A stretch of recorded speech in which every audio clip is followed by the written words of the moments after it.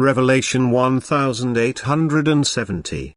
From the 1st of April 1941.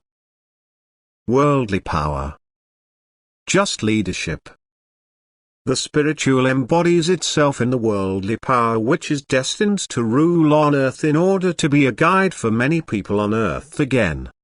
The ruling power can also fulfill tasks on earth in accordance with God's will if it humbly submits to Him, that is, if it asks for His blessing for everything it has to do according to its power. Then the ruler will be a just and wise leader for the people, for God's will be made known through him.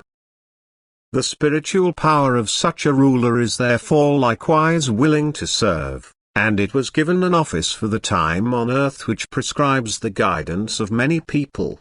But now the leader must discharge this task in such a way that the people entrusted to him benefit from it, both earthly and spiritually. The ruler must not abuse his office by harming people in body or soul. Those entrusted to his rule must not suffer any earthly or spiritual disadvantage.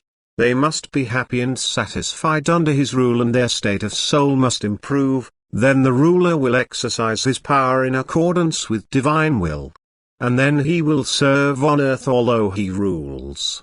For he gives infinitely many people the opportunity to mature spiritually, and at the same time he also practices neighborly love towards those to whom he makes earthly life bearable.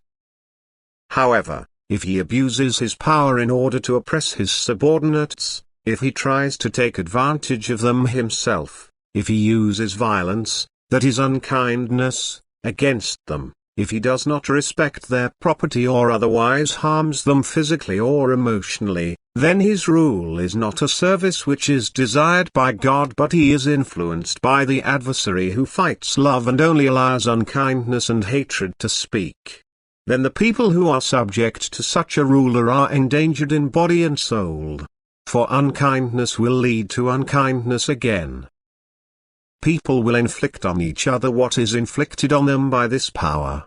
Whoever is in danger of losing property will also want to take his neighbor's property. Any injustice inflicted by the ruler on his people will be imitated, and people will harass and hostile each other, because they follow the example of the one who is supposed to be a leader for them. As he leads them, so these people go. They are in bondage to him, so to speak, as long as they do not yet quite recognize him. They do the same that he does before them, and believe themselves to be in the right, even if it is an act of unkindness. And the spiritual, which hides itself in such a ruler, is far from redeeming itself.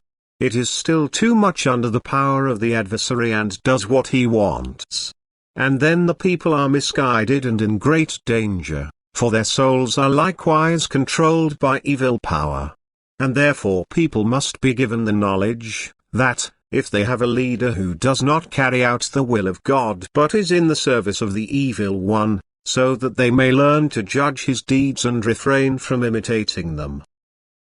A ruler should always be a shining example for his subjects. He himself should live in such a way that no blame can hit him. He should acknowledge God and always seek his will. He should indeed be a strict and just but also a kind judge who influences his people in love and tries to influence them so that they follow him gladly and willingly. Then he will have great power over his people and use this power in a good sense. Then he will lead his people as God wills. He will be a counselor to them in earthly as well as spiritual adversity. He will only be concerned to administer the office given to him justly and wisely. He will lead the people on the right path. He will pray to God for strength for his earthly task, and God will help him to be a just and loving ruler to his people. Amen.